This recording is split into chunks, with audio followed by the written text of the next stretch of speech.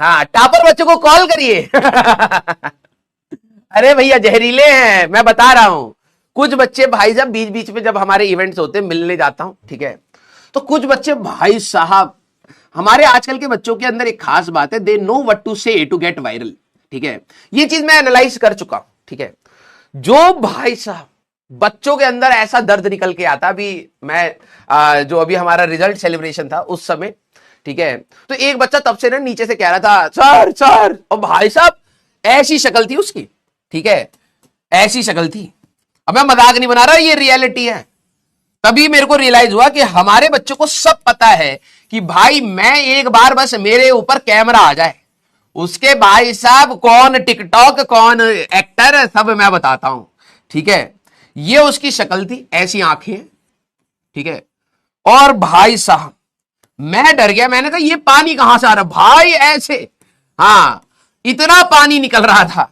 ठीक है, 2 गिलास लेके खड़ा था, कह रहा पीजिए पीजिए, और रोए पड़ा। ठीक है, तो मैंने कहा भाई क्या दर्द है इसको, जरा तब तक अपना फंक्शन चल रहा था, मैं साइड में हुआ, मैंने कहा भाई क्या दर्द है, कह रहा सर मुझे अपनी कहानी बतानी है। मैंने कहा कहानी, कौन सी कहानी? तो मैंने कहा कौन सी क्लास में हो? ठीक है, क्योंकि साफ पता लग रहा था, क्योंकि अगर कोई सिलेक्शन लेकर के आएगा तो ऑब्वियस सी बात है, उससे तो पूछा ही जा रहा है।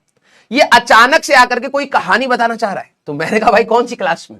कह रहा है सर मैं 11th क्लास में हूं, अर्जुना में। मैंने कहा अभी कहानी बना लियो? ठीक है, कह रहा हाँ सर बहुत दर्द भरी कहानी है। हमारे बच्चे बस ये चाहते भाई साहब कैमरा ऑन हो, और मैं अभी बस सर कहानी बस तैयार है, इतना दर्द भाई, बस इसका रैंक आ जाए, मैं बता रहा हूं दहाड़ दहाड़ के बताए। ठीक है, तो उस बच्चे को मैंने कहा भाई देख कहानी तो चल ठीक है, हो सकता हो जेन्युइन भी हो और दर्दनाक भी हो, लेकिन जनसंख्या तभी सुनेगी जब रैंक होगी। ठीक है, तो कहानी अभी बचा करके रखिए, अभी थोड़ा मेहनत करके आइए, अगली बार मतलब 12वीं के बाद फिर हम सारे के सारे हम भी ऐसे देखेंगे भाई बच्चा तो यही है।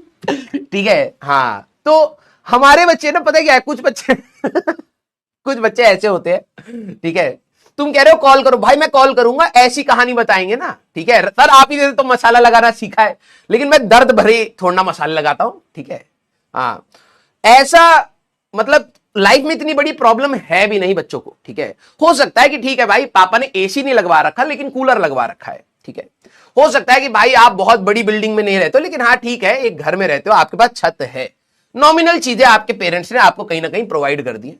लेकिन ईमानदारी से आप लोग एक बार बताइएगा कि कितने बच्चे, आपको विद्या का समय, वरना आपका जेई मेंस और जेई एडवांस और बोर्ड्स का तीनों पेपर में आपको भगवान भाई साहब ऐसा लाठी मारेगा, देखना ऊपर की लाठी जब पड़ती है भाई साहब पीठ पूरी लाल ही रहती है। ईमानदारी से बताना कितने बच्चे पढ़ते पढ़ते कई बार आपने ये सोचा है कि भाई जिस दिन मैं सिलेक्ट होऊंगा ना उस दिन मैं अपना दर्द बताऊंगा? सच बताना। हाँ, उसके बाद मैं पढ़ा रहा हूं, मैं उन टॉपर बच्चों को कॉल कतई नहीं करूंगा क्योंकि वो कहानी बना करके बैठे होंगे। ठीक है, ईमानदारी से बताइए आप में से कितने सारे ऐसे बच्चे हैं जिन्होंने एक ना एक बार तो डे ड्रीमिंग करी है कि भाई बस मेरा सिलेक्शन हो जाए। मैं बताऊंगा भाई साहब हमारे यहां कूलर था, एसी भी नहीं है, सर मेरे यहां पे ना पेन भी नहीं था, मैं तो एक दिन मोर को देखा, मोर के पंख नोच लिए, और सर जो कपड़े वाला नील होता उसको पानी में डुबोए डुबोए मोर के पंख से तैयारी। अबे इतना तो दर्द था भी नहीं है। अतिशोक्ति अलंकार की भी एक लिमिट होती है, उसको तुमने लगा लगा के अतिशोक्ति अलंकार की पावर 10 कर दिया है।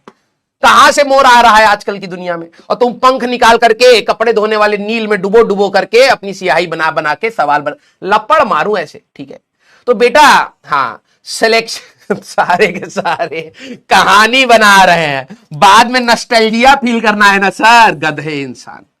ठीक है, यस, हाँ, अरे मैं जानता हूं जिन्होंने नहीं बनाई है उन्होंने एक बार ये जरूर सोचा भाई बस एक दिन मेरा जिस दिन सिलेक्शन होगा ना फिर देखना तुम, मैं अपने स्कूल में आऊंगा और मॉर्निंग प्रेयर में मेरा प्रिंसिपल जब मुझे बुलाएगा, बेटा अब बताओ इन सारे गधे जो ये लाइन से खड़े हैं इनको लाइफ में करना क्या चाहिए, तब मैं अपनी स्पीच दूंगा। वैसे अभी 10 लोगों के सामने खड़ा कर दे भाई साहब, आगे से गीला पीछे से पीला हो जाए, कुछ आवाज ना निकले, लेकिन भाई साहब बैठे बैठे कुर्सी पर ऐठन आ रखी है पूरे शरीर में, जिस दिन सिलेक्शन होगा ना भाई साहब उस दिन देखना मैं अपने भाई साहब स्कूल की असेंबली में जाकर के सबसे पहले स्पीच दूंगा। नेता बन रहे हैं बैठे बैठे, हाँ गधे कहेंगे। चलिए भैया स्टार्ट किया जाए। हाँ भाई तुम लोगों को मैं बहुत पहले, तुम्हारे जैसे बहुत पहले से लोगों को डील करता आ रहा हूं, तो मैं बहुत अच्छी तरीके से जानता हूं तुम्हें, ठीक है। हाँ आइए। चलो भाई,